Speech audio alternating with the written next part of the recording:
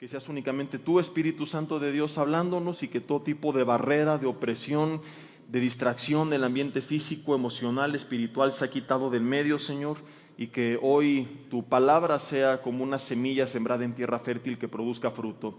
Te lo pedimos en el nombre de Jesús y te damos gracias. Amén.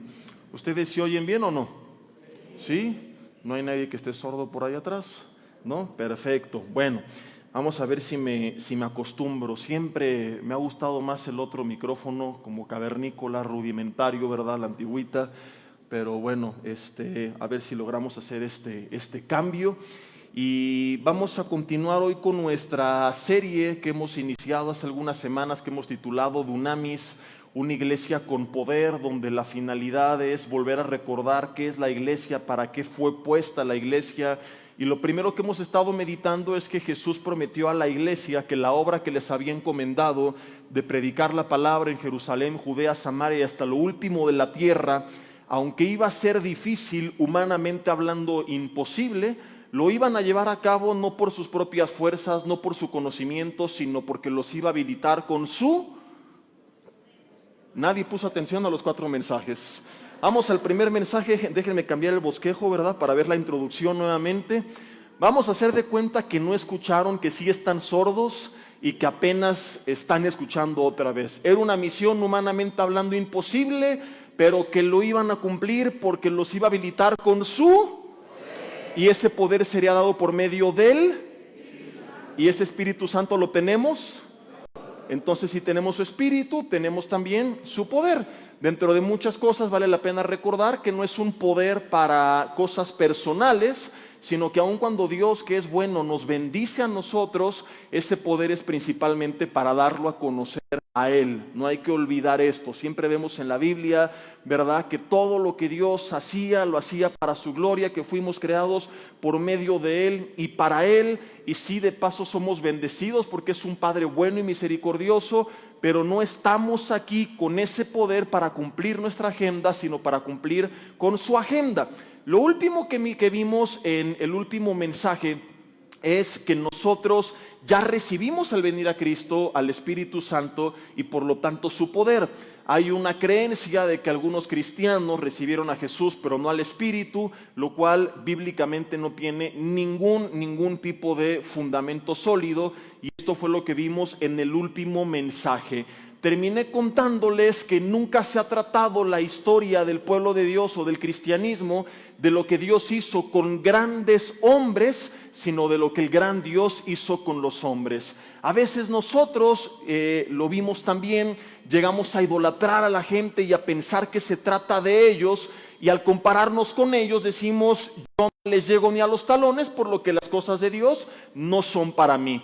Por eso que hoy quiero, no como una continuación en el sentido que si no escuchaste el mensaje anterior no le vas a entender a pero sí como un complemento, ver un poco más a fondo un muy breve resumen de algunos de los más grandes hombres de Dios, o de los hombres con los que Dios hizo cosas más grandes a lo largo de la historia de la humanidad, y que nos demos cuenta que nunca se trató de quiénes eran ellos, sino de lo que Dios hizo con ellos. Y quiero de esta manera reforzar lo que vimos en los últimos minutos del último mensaje, porque puede que algunos sigan todavía engañados. Que tú hayas escuchado y que digas, pues sí, vine a Cristo, recibí su Espíritu, ya me hizo repetir Jessy que si recibí su Espíritu, recibí también su poder, pero en realidad no lo has creído todavía. Sigues en la práctica sin vivirlo, porque probablemente estés siendo víctima sin darte cuenta de una de las armas o de las estrategias que le ha resultado más útil a Satanás a lo largo de la historia de la humanidad, que es engañarnos acerca de quiénes somos, de lo que podemos o no podemos con mentiras. La Biblia dice en Juan 8:44 que Él es el padre de mentira, y tú ves cómo estancó a un pueblo entero durante 40 años en el desierto, sin aventar una lanza, sin enfrentar una sola batalla, simplemente con mentiras. El pueblo de Israel, que eran 600,000 hombres, sumas esposas e hijos, hablas de 2 millones de personas, de las cuales toda la primer generación se quedó dando vueltas en el desierto y murió en el desierto, no por lo que vieron en Canaán, sino por lo que oyeron de Canaán, y algún día hablamos de esta historia. 10 de los 12 espías del pueblo, 10 de 12 representantes que van a ver la tierra, no para decidir si le iban a tomar o no, sino para planear la estrategia, dan un mal reporte, dicen no vamos a poder, hay gigantes, murallas, ejércitos, es como jugar contra el América. Dijeron, hombre, está imposible, ¿verdad? Y termina todo el pueblo resignándose a vivir una vida de desierto. Hace muchos años compartí un tema que titulé Dejando atrás el cristianismo de desierto, y me he sentido tentarlo, incluirlo nuevamente dentro de la serie. No lo he hecho porque no me gusta repetir, pero creo que quedaría como anillo al dedo, porque es el tipo de vida que mucha gente está viviendo. Ellos habían visto el poder de Dios. Tú has escuchado del poder de Dios. Ellos creían lo que Dios podía hacer. Tú crees lo que Dios puede hacer. Ellos habían visto que Dios estaba con ellos. Tú has creído que Dios está contigo. Pero de todas formas, no fue suficiente lo que vieron, lo que creyeron, porque se dejaron apantallar por las mentiras del reporte negativo de la tierra de Canaán. Entonces existe una gran probabilidad que a pesar de lo que tú has escuchado y repetido como merolico, sigas al ver o al escuchar de esos gigantes que te rodean, concluyendo, yo no voy a poder. Y aunque sabes que Dios está contigo, en la práctica resulta que es muy distinto. Y piensas que las cosas de Dios son solamente para algunos. Piensas que las cosas de Dios no son para ti. Vienes a la iglesia, pero simplemente por rutina, por no sentirte mal, por limpiar tu conciencia, porque tu familia lo hace, porque ya te acostumbraste a hacerlo, porque tienes miedo de lo que va a pasar si lo dejas de hacer, pero ya no hay esa emoción, ya no te levantas con expectativa de lo que Dios va a hacer cada día en tu vida. Y cuando tú vives sin expectativa, es una forma sutil en la que el enemigo, sin darnos cuenta, nos está haciendo vivir sin fe. Porque la fe es la certeza de lo que se espera. Y yo te quiero preguntar, ¿qué es lo que estás esperando de parte de Dios? ¿Qué esperas el día de hoy que Dios haga? ¿Qué esperas para la próxima semana? ¿Qué estás esperando para los próximos meses? Si tú dejaste de esperar, aunque digas que crees, estás viviendo sin fe. Porque si la fe es la certeza de lo que se espera y no estoy esperando nada, ¿cómo puedo poner en acción la fe? ¿Sí me explico o no? Si tú no estás esperando algo de parte de Dios, no estás de forma práctica en el día a día viviendo una vida de fe. Y a lo mejor porque el enemigo te engañó, te paraste frente al espejo y a través de tu propia mente o de otras voces o de las situaciones te sopló al oído, esto no es para ti. Cómo tú servir a Dios, cómo tú ser usado por Dios, cómo tú entrar a trabajar en este lugar, cómo tú alcanzar esta promesa, cómo tú ver el poder de Dios. Si no ves con todo lo que luchas y de dónde vienes y la familia que tienes y todos tus defectos. Y es de aquí que nace en mi corazón compartirte este resumen de algunos grandes hombres de Dios, donde vamos a aprender y a demostrar que Dios puede usarte a pesar de tus carencias. A pesar de lo que hayas pasado, de lo que estés pasando, de lo que llegues a pasar, nunca se ha tratado de lo que nosotros hacemos, sino de lo que Dios puede hacer en nosotros, con nosotros y a través de nosotros. Primera de Corintios, capítulo 1, versículo 26, lo parafraseé en la última ocasión, pero ahora quiero que lo leamos bien, porque esta es la base que establece, que narra de forma explícita lo que vamos después a confirmar con algunos ejemplos. Que Dios utilizó a personas que tuvieron pérdidas, carencias, defectos, luchas y un montón de problemas. Dice Primera de Corintios capítulo 1, versículo 26. Dice, pues miren hermanos su vocación o su llamado, que no son muchos sabios según la carne, ni muchos poderosos, ni muchos nobles, sino que lo necio del mundo escogió Dios para avergonzar a los sabios, y lo débil del mundo escogió Dios para avergonzar a lo fuerte, y lo vil del mundo y lo menospreciado escogió Dios, y lo que no es para deshacer lo que es, a fin de que nadie se jacte en su presencia, mas por él ustedes están en Cristo Jesús, el cual nos ha sido hecho por Dios sabiduría, justificación, santificación y redención, para que, como está escrito, el que se gloría, gloríese en el Señor. La Biblia enseña que lo que Dios hizo fue por su obra, no por nuestra obra. No hubo nunca nadie en toda la historia de la humanidad que fuera tan grande y tan magnífico, tan sabio, tan santo, tan bueno, que Dios dijera, este sí merece que lo use, ¿verdad? No hay una historia en la Biblia donde el Señor le haya dicho a sus ángeles, Gabriel, ¿ya viste a Elías? Miguel, no, Señor, si está bien machuchón, ¿verdad? No, sobre él voy a mostrar mi poder. ¡Guau! Mira cómo predica Pablo. ¿Cuánto sabe Pedro de la Biblia? No, y no estoy predicando con esto que nos quedemos brutos, que no tenemos que avanzar. No, Dios nos va a capacitar y habrá cosas que tendremos que aprender y herramientas que tendremos que desarrollar. Pero el punto es este: primero me acerco a Dios y Él me habilita para hacer lo que tenga que hacer. Hay mucha gente que, como no está habilitada, piensa entonces que no sirve de nada acercarse a Dios. Ves, por ejemplo, en el llamado del rey David, que David no tenía las características para ser rey. Y creo que ni siquiera iba a hablar de él, pero ya lo estoy mencionando, así que me sigo hablando de él. Que cuando llega Samuel a elegir, según el primer libro de Samuel, capítulo 16, de entre los hijos de Isaí al futuro rey de Israel, dice la Biblia que él vio a Eliab y que dijo, de cierto delante de Jehová estás ungido.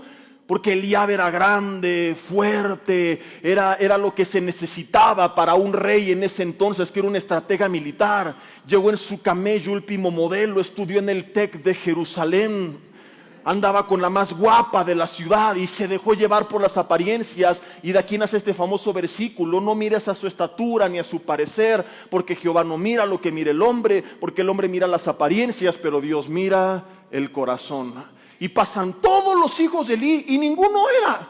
Y era tan poco probable que fuera David, que a su padre no se le ocurrió mandarlo llamar. Diga, jamás. Y es Samuel el que le tiene que preguntar, ¿son estos tus hijos? ¿Son todos? Y le dices ahí, ya me acordé que falta uno, el menor, el que está apacentando las ovejas. Y ni porque se acordó lo mandó llamar. Si lees la historia, vas a recordar, o vas a ver o confirmar que es Samuel el que le dice, pues mándalo llamar, porque no nos sentaremos a la mesa hasta que estemos todos aquí. Y cuando llega David, Dios le dice, él es. ¿Y cómo era David? Fuerte, valiente, ¿no? La Biblia dice, rubio, hermoso de ojos y de buen parecer. Candidato ideal para una cristiana soltera que esté esperando al idóneo, al siervo de Jehová. Las urgidas, llegó las ungidas. Levanten la mano y digan, recibo en el nombre de Jesús, ¿verdad? Para que le pidan a Dios bien. Les enseñaba el jueves que luego le piden a Dios, que pues por eso tiene los resultados, ¿verdad? Yo solo quiero un siervo tuyo, Señor. Tata desesperada que ya está pidiendo así. Por andar pidiendo un siervo te va a dar un venado con un pescado atrás. Dile, Señor, que sea un hombre conforme a tu palabra, con la cara de David, el cuerpo de Sansón, pero por sobre todas las cosas la cartera de Salomón. ¿Cuántas dicen amén? Yo recibo así. Uno en el nombre de Jesús, ¿verdad? Y ya hablando en serio, ¿de qué servía que fuera rubio, hermoso de ojos y de buen parecer para enfrentar ejércitos?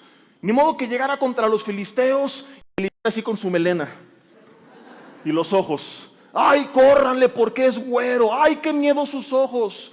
No servía para nada esto para reinar. Es casi una mala broma. Es yo creo que un bullying que le está haciendo el autor a la persona del rey David, porque no sirve para nada. Pero Dios durante los siguientes 13 años de su vida lo habilitó, lo capacitó, lo entrenó, desarrolló sus cualidades, su liderazgo. Él empezó a desarrollar lo que él sabía, que era utilizar la onda para pelear. Vemos que no fue puesto como rey inmediatamente, pero no fueron sus carencias un impedimento para ser llamado, elegido y ungido para reinar sobre Israel. Y así a lo mejor te paras frente al espejo y dices, yo no sirvo para predicar la palabra. Yo hablo y me pongo nervioso, yo tartamudeo, yo no sirvo para orar, ni he ido a las tardes de oración, aunque me han dicho que se ponen bien padres y que Dios y que no sé qué, porque yo qué voy a hacer ahí, 2 o 3 o 4 horas me pido, si a los 10 minutos que oro me quedo dormido siempre. Yo no sirvo para esto. Te has descalificado para las cosas de Dios, te has descalificado para los temas académicos, hay una chava que te gusta y te has descalificado, no hombre, me va a batear, ¿verdad? A menos que el Señor la haga ciega en el nombre de Jesús. No es para mí. Y hay cosas que Dios nos está llamando a hacer, pero que aparentemente no cuadran con quienes somos.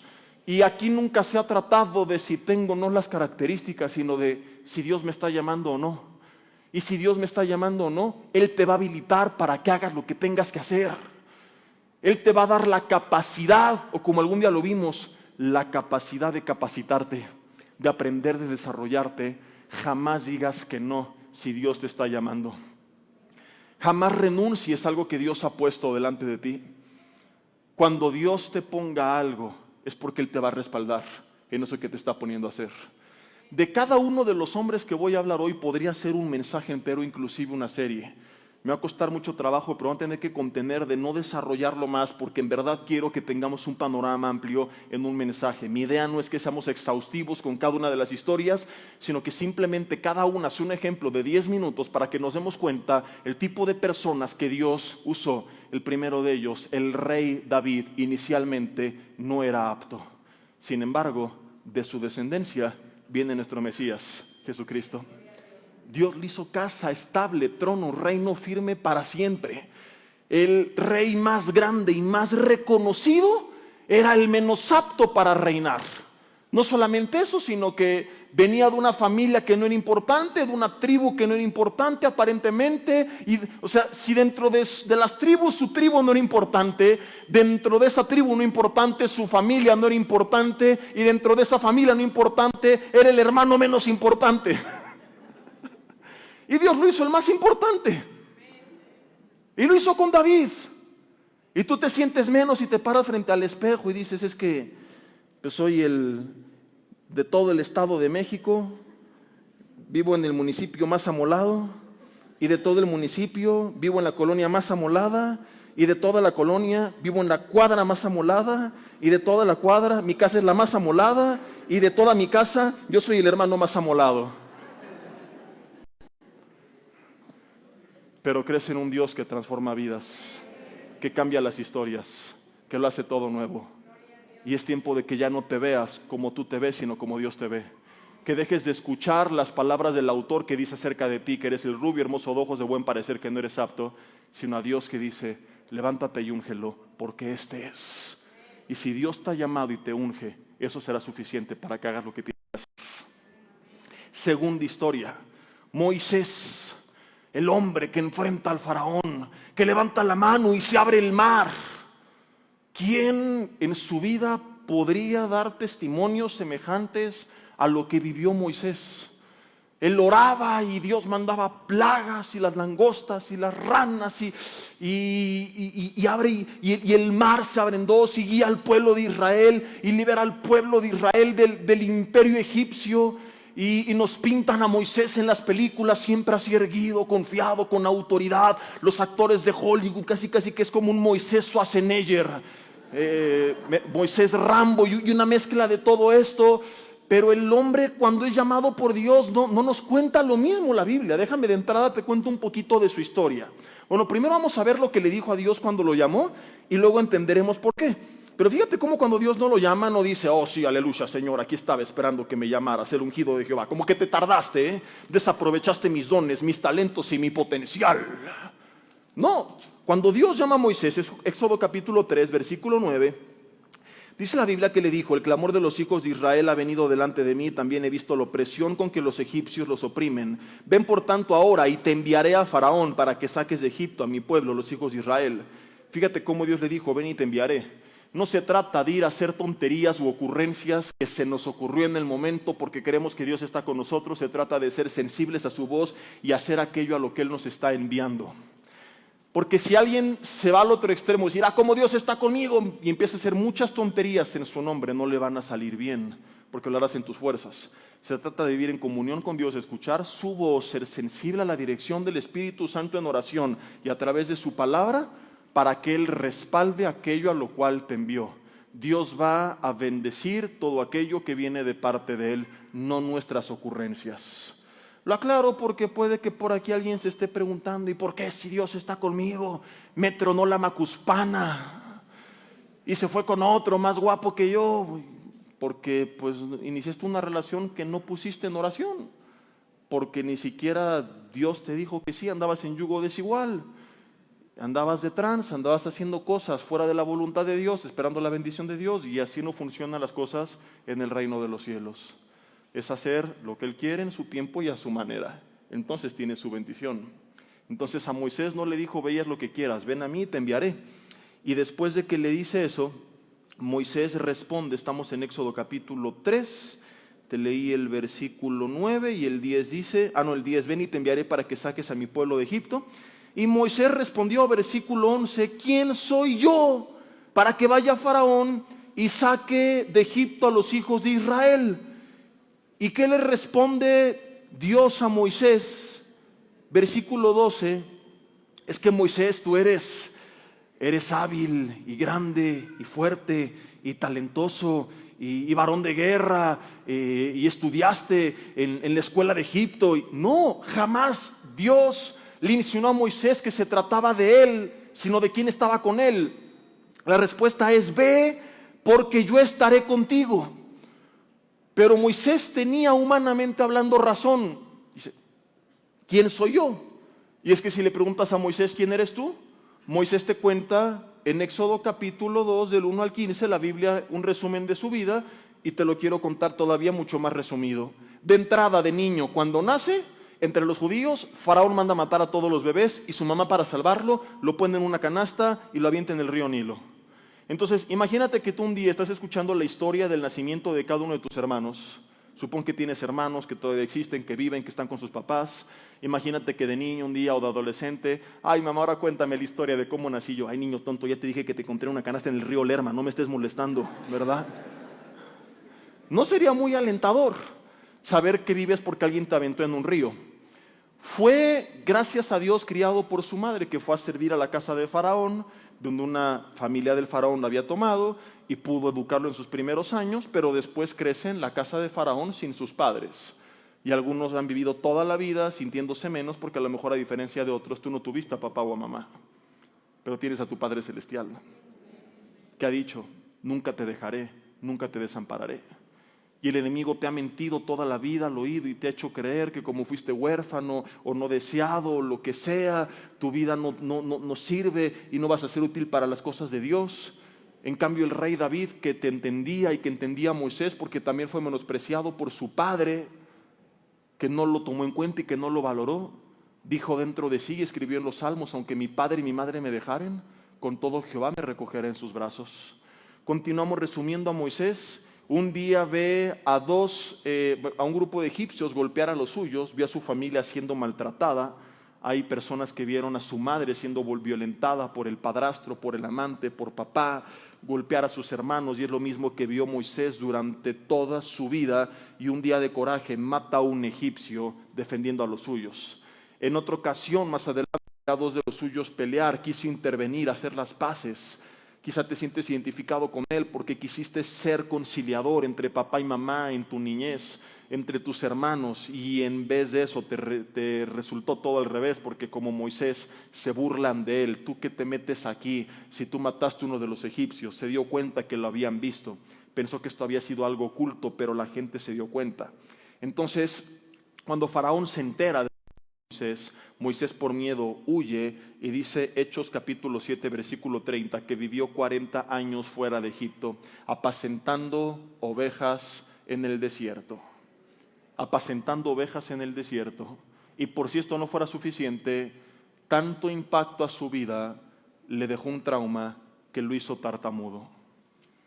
Imagínate la autoridad que requieres para pararte frente al faraón, que es considerado como un dios por los hombres, rey del imperio más grande que existe en ese entonces, y que llegue un hombre del desierto pastoreando ovejas, con vestiduras de pastor de ovejas, oliendo ovejas, y con un semblante no de alguien imponente, sino que ni siquiera podía hablarle bien. O sea, ¿no crees que es como en las películas que llega Moisés? ¡Fua! ¡Deja ir a mi pueblo! ¡Ahora! Y Faraón.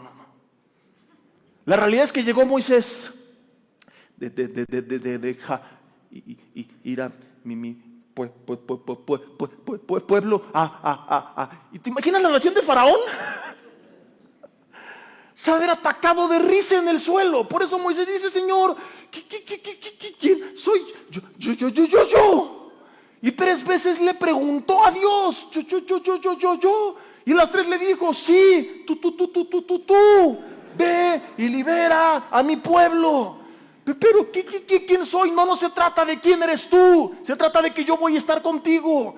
De que aquí está esta vara como una señal de mi poder. Te voy a acompañar, yo te voy a respaldar. Yo voy a enfrentar a Faraón por ti. Suelta lo que tienes en tus manos, que es la vara. La vara se convierte en serpiente y es la representación de cómo muchas veces estamos viéndonos peleando en nuestras fuerzas, pero Dios dice, suelta tu vida, entrégamela, cree en mí. Y cuando te pones en mis manos, las cosas son totalmente distintas. Porque ya no se trata de quién eres tú, sino de quién pelea por ti.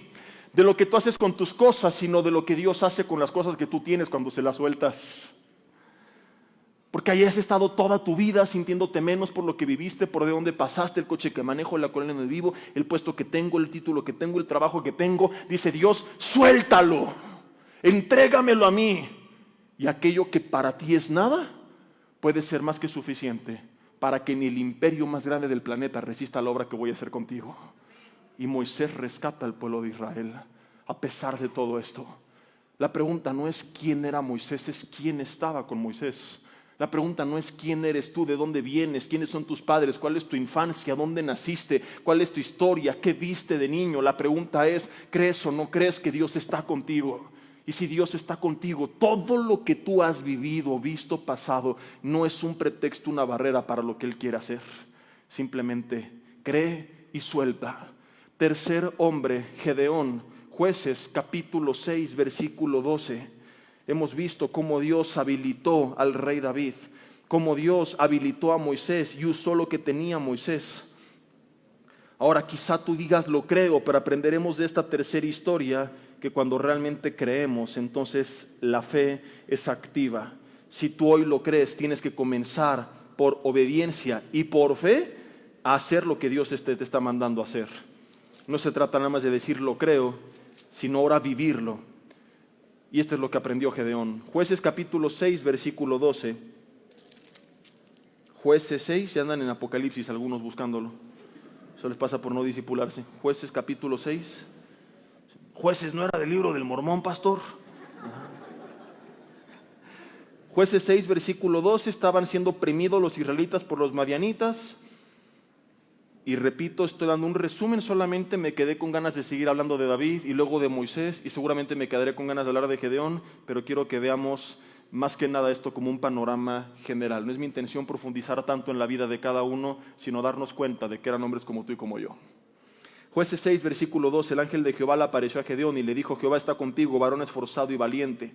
Pregunta, Gedeón estaba escondiendo el trigo, se estaba escondiendo de los madianitas. ¿Eso es una persona valiente? No. ¿Por qué Dios le llama así? Porque Dios no le hablaba de acuerdo a lo que era, sino a lo que iba a hacer. Cuando él escuchara la voz de Dios y la orden de Dios. Y Gedeón naturalmente le responde, Señor mío, si Jehová está con nosotros, versículo 13, ¿por qué nos ha pasado todo esto? ¿Y dónde están tus maravillas? ¿Y por qué estoy enfermo? ¿Y por qué se fue mi abuelito? ¿Y por qué mi hijo se fue de la casa? Y en la velada de oración escuché testimonios del poder de Dios y de sanidad, pero no ha sobrado en mi vida. ¿Y por qué no veo todo lo que he escuchado en la iglesia? Es Gedeón como nosotros preguntándonos si Dios está conmigo, si Dios es poderoso. ¿Por qué no he visto sus maravillas? No nos sacó Jehová de Egipto, y dice, y ahora Jehová nos ha desamparado y nos ha entregado en manos de los madianitas. Gedeón había escuchado de Dios y de lo que Dios había hecho, ¿estamos de acuerdo? Y así tú domingo a domingo, las últimas semanas, has escuchado del poder de Dios. Pero quizá por lo que estás viviendo te encuentras como Gedeón, más que como la iglesia primitiva, viviendo el poder de Dios, en el poder del Espíritu, preguntándote, y si Dios es poderoso y tengo su poder y tengo su Espíritu, ¿por qué me está yendo así? ¿Y por qué está pasando esto? ¿Y por qué está pasando lo otro? Y entonces Dios, me asombra esta historia porque dice que mirándole Jehová, Dios se le queda viendo. Y no le respondió a sus preguntas. No le dijo, mira, les pasó todo esto porque se apartaron de mí, pero aquí estoy yo dándoles una nueva oportunidad, te estoy llamando. Dios no responde y simplemente le da una orden. Mirándole Jehová, versículo 14, le dijo, ve con esta tu fuerza y salvarás a Israel de mano de los madianitas. ¿No te envío yo?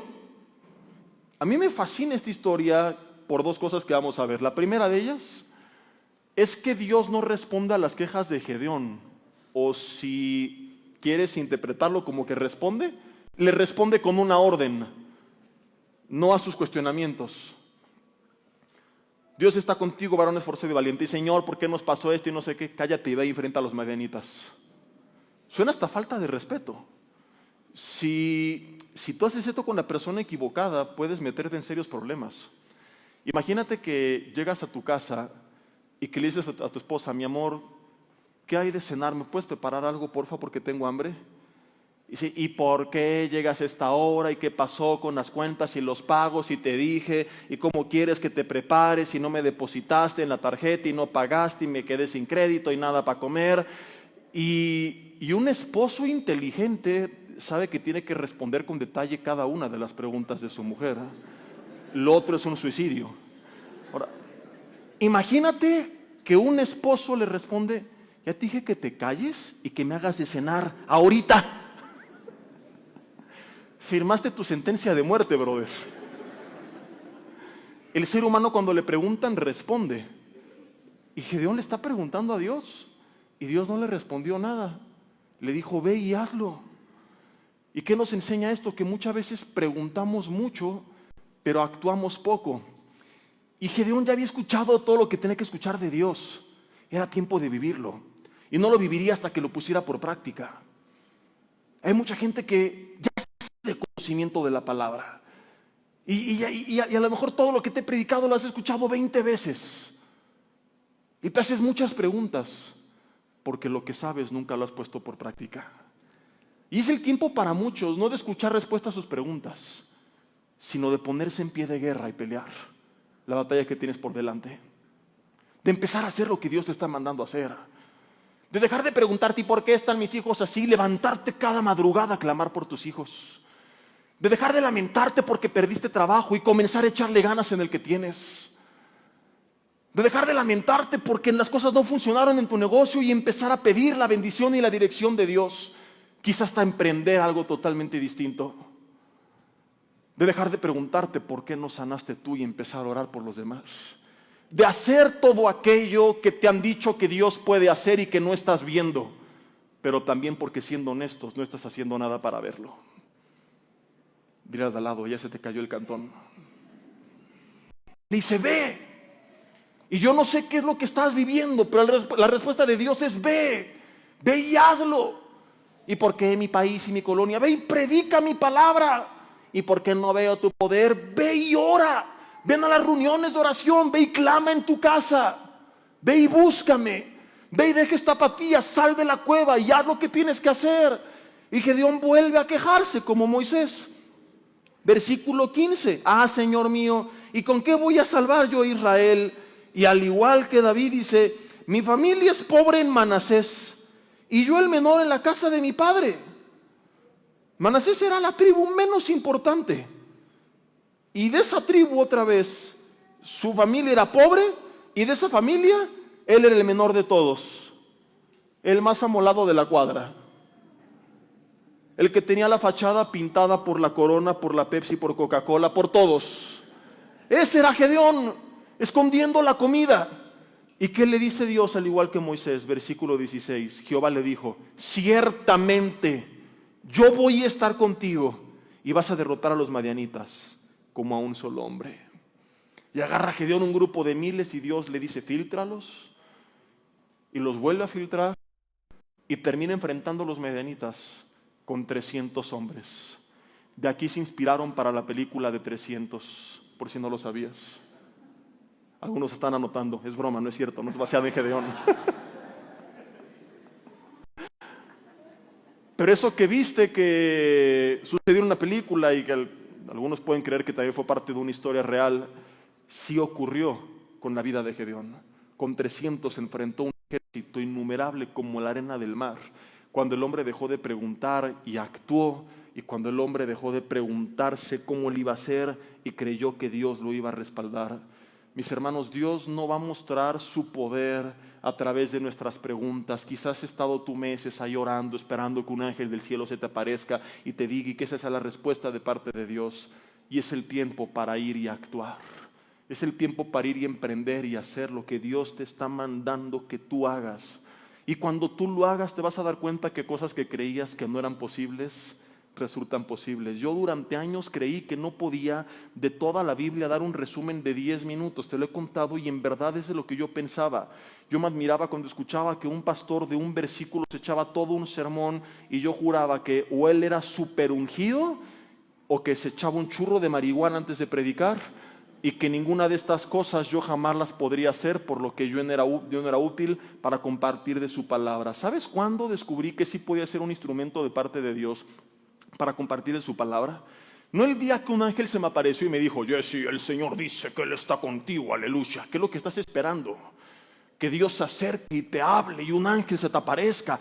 Confirmación, no. Sino el día que me dijeron en la oficina donde grabamos las prédicas del doctor Alducin: a partir de la próxima semana todos van a compartir un devocional de 20 minutos cada viernes. Yo me puse nerviosísimo, dije: en la torre, si no hago un resumen de 10 minutos de toda la Biblia, ¿cómo le voy a hacer para predicar 20? Toda una semana estudiando, fue un desastre mi mensaje. Yo no me acuerdo, no sé si me acuerdo que hablé y seguramente a lo mejor sí hablé de Noé. El arca de Noé chocó en la isla de Patmos, se bajó, platicó con Juan, los dos juntos se enfrentaron a Goliat y escribieron el Apocalipsis y todo un menjurje de la Biblia, y de los 20 minutos preparados me puse tan nervioso que efectivamente hablé 10. Pero lo volví a intentar y resulta que Dios me empezó a hablar y le empezó a hablar a los demás. Y lo hice, no me di cuenta que estaba engañado. Es tiempo de ir y hacerlo. Es tiempo de intentarlo, que es lo peor que puede pasar. Y no estoy hablando de que vayas y hagas locuras, sino de que pongas eso que Dios te está mandando en oración y que vayas y lo hagas, que vayas y lo intentes. Ve y predícale a esa persona. No creo que sea el diablo quien te esté mandando a compartir la palabra de Dios. ¿Qué es lo peor que puede pasar? ¿Que te diga no me interesa? ¿Pierdes algo? ¿Qué tal que su vida es transformada? Y no sabes el gozo que vas a sentir de ver una familia restaurada y que tú fuiste el instrumento de su restauración. No hay alegría más grande que ver que una vida es bendecida a través de lo que Dios hizo contigo. ¿Te ha usado Dios para ser de bendición a alguien más? Hay un enfermo cerca de ti. Pregúntale si puedes orar por él. ¿Qué es lo peor que puede pasar? Que no sane. Si es cristiano y se muere en medio de la oración, pues ya se fue al cielo. Le pasó un día a un ex líder de alabanza que muchos conocemos y apreciamos, ¿verdad? Y le hicimos bullying durante muchos años aquí en la iglesia, porque le trajeron una hermana ya de edad avanzada para que orara por ella, y empezó a orar por ella y de repente la señora cerró sus ojos y cayó y él pensó que Dios la había tocado y que la había hecho caer en reposo y dijo: no, la unción de Dios la tocó, ¿verdad? Y se le murió mientras oraba por ella. Entonces el hermano se paraba a tomar el micrófono y decía: vamos a orar, y todos salíamos corriendo. Decíamos: no, espérate.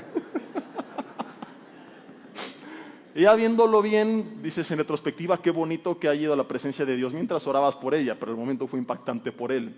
Pero ya hablando en serio, ¿qué es lo peor que puede pasar? Que no sane, pero ¿qué tal que sí? Y que descubres, por ejemplo, que Dios te usa para que personas, por medio del poder de la oración, sean sanadas en el nombre de Jesús.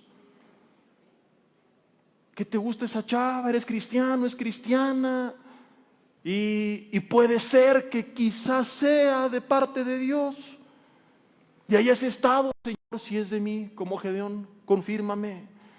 Padre, que el próximo domingo, si es para mí, venga con un suéter verde, camisa amarilla, faldas rojas, zapatos azules, un collar. ¿Quieres una esposa o un perico? No. Ve y acércate. Alza tus ojos y mira, esfuérzate y sé valiente. Métete de canes, recíbele en la entrada el próximo domingo. Dile: bienvenida, hermana, veo que no trae Biblia, yo me siento con usted para que la lea, con mucho gusto. Doy discipulados a domicilio, lo que se ofrezca. ¿Qué es lo peor que puede pasar? Que te mande a volar. Pero ¿qué tal que está medio ciega y que le gustas? Entre broma y broma, yo conocí a mi esposa un tiempo antes de haberme acercado a ella, y como un amigo mío y una amiga de ella eran hermanos y eran de nuestros mejores amigos, y nunca le dijeron a ella que ella me gustaba a mí, ni a mí que yo le gustaba a ella, yo pensaba que yo no le gustaba. Yo decía, si hubiera algo, mi cuate me contaría. El gandaya nunca me dijo nada por envidioso y por otras cosas más, ¿verdad? Y yo tenía esta idea y por eso tenía terror de acercarme. Hasta que un día como Gedeón dije, pues ¿qué es lo peor que puede pasar? Y en una reunión que hicieron un grupo de jóvenes en mi casa, la invité. Le dije, hermana, ¿quiere venir a una reunión que va a haber en la casa del siervo? Y me dijo que sí. Pero tengo que ir a casa de mis abuelitos, una comida, y si no voy, no tengo coche. Le dije, yo paso por usted, buen samaritano. Camino a la casa me cuenta que estaba buscando un gimnasio donde hacer ejercicio. Dije, yo le enseño mañana donde entreno. La llevé al otro día, fui por ella a su escuela. La dueña del gimnasio le dijo, mañana te doy un pase gratis para que vengas a conocer. Dije, gloria a Dios por la vida de esta mujer, ya tengo otra cita justificada. Y así se fue dando toda una historia que ya no voy a seguir contando por el tiempo, pero hasta que no lo intenté, pues no me di cuenta que sí le gustaba. Y aquí estamos. Vamos para 3 años de casados, una hija preciosa de 8 años, sirviendo a Dios, felices, hasta que actuamos. Entonces ve, si tienes algún soltero cerca de ti, dale un zape y dile, ve, acércate. Ahí está, se sienta al lado de ti, estás. Ni que fuera el anticristo el que está parado al lado tuyo. En el peor de los casos que te diga no me interesa, pues no era la ungida de Jehová. Y hay ella que se lo pierda, ¿verdad? O él. Pero ve y hazlo. Lo que Dios te está mandando a hacer, lo que sabes que puede ser de Dios, lo que está en su palabra, ve y actúa. No vas a vencer a los madianitas hasta que no salgas de la cueva. Tenemos a los 3 amigos de Daniel y al mismo Daniel. Daniel, Misael, Ananías y Azarías. Grandemente usados por Dios, conocemos su historia, fueron elevados en la posición en la que estaban en Babilonia. Dios mostró su poder, los rescató del foso de los leones a Daniel y a sus amigos del horno de fuego, los engrandeció, sus enemigos fueron consumidos, reyes adoraron a Dios, y eran hombres que habían perdido todo. Eran hombres que venían de los príncipes de Israel, de casas de una buena posición, y los menciono porque a lo mejor aquí hay ahora el lado opuesto, de personas que nacieron en una buena posición y a veces por tener una buena posición pensamos que nosotros no necesitamos de Dios y resulta que un día les quitan todo, lo pierden todo, los llevan cautivos a Babilonia, los hacen esclavos del rey y de todas formas Dios usó sus vidas. Entonces, nada de lo que hayas pasado, tenido, no tenido, perdido es un impedimento para lo que Dios puede hacer con tu vida. Vemos que usó también a Marcos, que era un joven de una familia adinerada. Entonces vemos en la Biblia que Dios usó a ricos y pobres, a gente que aparentemente hablando era apta, a gente que no lo era, porque nunca se ha tratado de quiénes somos, siempre se ha tratado de quién es Dios.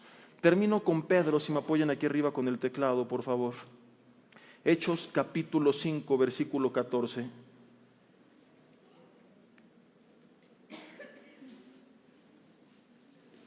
Fíjate nada más, ¿cuánto Dios usó a Pedro? Hechos 5, versículo 14. Dice, los que creían en el Señor aumentaban más, gran número así de hombres como de mujeres, tanto que sacaban a los enfermos a la calle y los ponían en camas y lechos, para que al pasar Pedro, al menos su sombra cayese sobre alguno de ellos. La Biblia nunca dice que la sombra de Pedro sanaba, pero la gente es lo que creía. ¿Cuánto Dios tenía que usar este hombre para que se conformaran con que su sombra tocara a alguno de ellos? Primer mensaje que comparte Pedro, Hechos 2:41, dice la Biblia, que fueron bautizados y se añadieron 3,000 personas. Hechos 2:41. Segundo mensaje, Hechos capítulo 4, versículo 4, dice que fueron 5,000. Hablas de 8,000 personas en 2 sermones. Dices, ¿quién era Pedro? ¿Qué clase de orador, qué clase de hombre, de ungido? ¿Sabes quién era Pedro? Un pescador con un mal carácter, iracundo, discípulo del mocha orejas. En la última cena, cuando arrestan a Jesús, Pedro saca la espada, se la vuela a un soldado romano. Antes de eso Jesús le dijo, Pedro, antes que cante el gallo, esta noche me vas a negar 3 veces. El hombre aventurado dice, nunca, aunque sea necesario morir, pero no voy a negarte. Horas después, Pedro niega a Jesús 3 veces. La tercera de ellos, que le preguntan, ¿tú eres uno de ellos? La Biblia dice que hasta maldijo. ¿Y qué crees que significa que maldijo? Que dijo, recorcholis, rayos y centellas, Batman, Santa Cachucha, Robin. ¿Saben tú una bola de leperadas en griego, en hebreo, en arameo, hasta en español seguramente? Ese hombre no pudo controlar en ese momento su carácter. Niega a Jesús. Y lo ves meses después, predicando la palabra y llevando 8,000 personas a los pies de Cristo. Dios obrando sanidades a través de él. Dice la Biblia que cuando los oían hablar, a Pedro y a Juan, Hechos 2:41, se maravillaban y les reconocían que habían estado con Jesús. ¿Quién se maravillaba? Las más altas esferas del gobierno. ¿Por qué? Porque dice que eran hombres sin letras y del vulgo, que es lo más bajo de la sociedad. Ellos no pudieron tener educación. En ese tiempo la mayoría de la gente era analfabeta. No estoy diciendo que lo seas. Estoy diciendo que ni siquiera eso fue un pretexto para lo que Dios podía hacer. Y tú crees que Dios te puede usar porque no te graduaste de la universidad que tú querías. Entonces esfuérzate por siempre alcanzar lo mejor. Pero cuando no sea posible, no creas que eso te está inhabilitando para servir a Dios. El vulgo es lo más bajo de la sociedad. No tenía su empresa de pescados, era pescador. Escuchaba a Bad Bunny seguramente.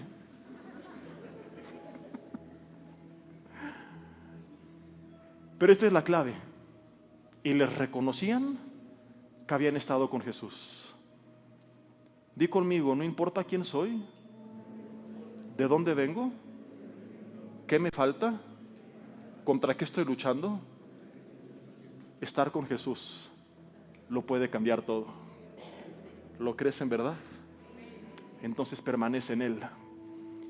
Pedro tenía carencias físicas y también carencias espirituales. A lo mejor concluyo con esto, tú dices, Jesse, yo tengo luchas contra ciertos pecados. No se trata de dónde vengo, no se trata de cosas del físico, se trata de cosas del corazón. Mi hermano, Dios también puede restaurar eso. Podré seguir con la lista y contarte de cómo levantó a Rahab, que era una ramera. ¿Y a qué crees que se refiere la Biblia cuando habla de una ramera, que aparece, por cierto, en la galería de los héroes de la fe? Que fue usada por Dios para guardar a su pueblo. ¿Crees que era una mujer que vendía ramas en las calles? ¿No has leído lo que hizo con Gomer a través de Oseas? ¿Se te olvidó qué hacía el apóstol Pablo antes de predicar la palabra? Matar cristianos. ¿Qué otro ejemplo quieres que te añada para que nos quede claro que no se trata de nosotros, sino del Dios al cual servimos? Que hoy tienes de sacar de tu mente cualquier mentira del enemigo, cualquier complejo, cualquier descalificación y simplemente proponerte estar con Jesús. Y no hablo de perfección, hablo de rendición. No hablo de decirle nunca más voy a fallar, sino de nunca más me voy a apartar de ti. No va a haber día que no deje de leer tu palabra. No habrá día que no pase un tiempo en tu presencia. No habrá mañana que no salga de casa sin antes haberte buscado. Aún si caí, ahí estaré de vuelta, creyendo que si 7 veces cae el justo, volverá a levantarse, porque Jehová sostiene su mano. Y cuando tú vives una vida de rendición, no importa quién eres, de dónde vienes, ¿Contra qué estás luchando? ¿Qué estás pasando? En esa rendición Dios puede transformar, restaurar, habilitar, capacitar, ungir, para que cuando la gente te vea como a Pedro, se maravillen y digan: pero ahora este qué monstruo le picó, ¿cómo es que es usado así? Mira su vida, su familia, ¿a dónde llegó? Mira no solamente lo externo, lo interno, el gozo, la paz que tiene, el ánimo que tiene, el ejemplo que es el padre, el hijo, la madre. ¿Qué fue lo que le pasó? Y que tú ese día puedas decir: me encontré cara a cara con un Dios que restaura, que transforma, que levanta, que cambia vidas. Me encontré con Jesús y viví lo que tanto tiempo escuché, pero que hasta este momento para muchos no ha sido una realidad. El que esté en Cristo, nueva criatura es. Las cosas viejas pasaron, todas son hechas nuevas. Es tiempo de vivirlo. Estar en Jesús, encontrarte con Jesús, tiene el poder de cambiarlo todo. Cierra tus ojos ahí en tu lugar y dile: Señor, yo lo creo y lo voy a vivir. Quiero estar con Jesús y que la gente reconozca que estuve con Jesús y que tú lo cambies todo, Señor. Te pido perdón porque le he permitido al enemigo estancarme, Señor, en este cristianismo de desierto, en una vida de mediocridad, donde escucho y veo y hablo de tu poder, pero no lo he visto en mi vida, donde no he sido un instrumento de bendición para los demás, ni en mi vida misma he visto tus promesas. Quizá porque me he creído esta sarta de mentiras, pero hoy, conforme a lo que he escuchado, Señor, primero te pido que tú me limpies de todo pecado que he cometido con tu sangre. Creo que a pesar de mis luchas, como a Pedro, me das una nueva oportunidad y la quiero aprovechar. Creo en el Dios de misericordias que cada mañana se renuevan. Y Señor, esta mañana yo recibo en tu misericordia el perdón que tú me das por medio del sacrificio de Jesús en la cruz del Calvario. Señor, gracias porque me permites acercarme a ti confiadamente al trono de la gracia, jamás para abusar de ella, sí para encontrar allí el oportuno socorro que necesito para levantarme. Y como Pedro lo intentó y meses después ahora tuvo el valor de decir: no voy a negar a Jesús aunque me maten. Así te pido, Señor, que todo aquello que he hecho mal no siga siendo un pretexto para volverlo a hacer, ni para descalificarme, sino para aprender de esos errores y ser transformado. Señor, en el nombre de Jesús me levanto, Padre, dejando de creer que se trata de mí y comenzando a creer que se trata de ti. Aunque quizás sea el menos indicado, como Gedeón, como David, si tú me estás llamando, obedeceré al llamado. Dile con tus palabras: iré y haré lo que tú me mandes, Señor. Hoy, como Gedeón, decido ir y actuar, ir y pelear. Hoy, como David, escucho el llamado, Señor, y creo que tú me vas a habilitar para llevar a cabo lo que tú me estás mandando a hacer.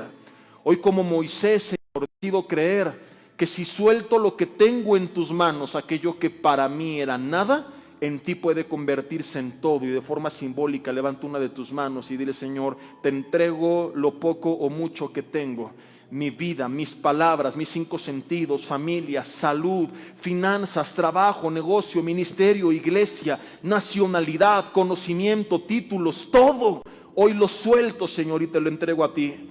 Y Padre, si con eso no he hecho nada, creo que lo puedo comenzar a hacer. Si con eso he hecho algo, creo que en ti puedo hacer más todavía, Señor. Enfrentaré a lo que me pidas que me enfrente como Moisés, no creyendo, Señor, que por mi historial tendré la victoria, sino porque creeré que tú estás conmigo y que poner lo que tengo en tus manos es más que suficiente.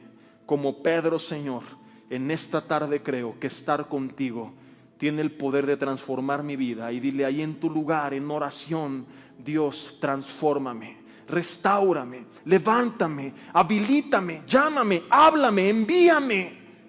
Heme aquí, envíame a mí. Dile: ¿qué quieres que haga? Y mantén tu iglesia atenta a las señales, a las oportunidades que Dios te va a poner de compartir su palabra, de orar por otros, a las áreas de oportunidad de ser transformado en tu propia vida, a las áreas de oportunidad y a los espacios para capacitarte en las diferentes áreas de tu vida. Mantente atento a las oportunidades de emprender en aquello por lo cual has estado orando. Y cuando Dios te llame, no preguntes, no cuestiones, no te quejes, ve y pelea. creyendo que Él estará contigo. Yo te pido que así sea hecho, Señor. Que seamos una iglesia que en vez de cuestionarte tanto, te obedezca más de lo que pregunta. Una iglesia que se anima. Una iglesia que no tiene miedo. Que en el nombre de Jesús, Señor, tu espíritu de temor sea desarraigado de nuestros corazones. Y que saliendo de estas 4 paredes haya un fuego por compartir lo que tú haces. Unas ganas de hablar de ese Dios que transforma vidas. Pon familias, matrimonios, jóvenes, hijos, personas que te necesiten en nuestro camino. Danos sabiduría, pon las palabras en nuestra boca y que nadie en este lugar diga no soy apto. Que nadie en este lugar se quede sin algo que decir. Pon personas en las que tú quieres hacer milagros y que aquellos que no te conocen, por medio de una oración hecha en el nombre de Jesús, puedan conocerte, Señor. Por supuesto, escuchando el Evangelio, que el otro sea solamente la oportunidad, pero que se cumpla el propósito principal, que es que la gente te conozca. Señor, haznos la luz que tu palabra dice que somos, que seamos la sal de la tierra, que pone sabor a este mundo insípido y que preserva las cosas para que no se pudran. Señor, envíanos, háblanos, incomódanos, no nos dejes en paz, no nos dejes descansar hasta que todo gigante dormido se despierte y esté peleando la buena batalla. Que aún, Señor, aquellos que no les interesa comiencen a hallar una insatisfacción en lo que hacen en el día a día y que se encuentren ante tal frustración hasta que descubran, Señor, que no serán plenos, hasta vivir de acuerdo al propósito para el cual fueron creados, que es para darte gloria a ti, para anunciarte a ti en todo lo que hacemos, en todo lo que decimos, en toda nuestra forma de vivir. Que volvamos a ser la iglesia que tú llamaste que fuésemos, Señor, habilitada por tu poder para anunciarte hasta lo último de la tierra. En el nombre de Jesús. Amén y amén.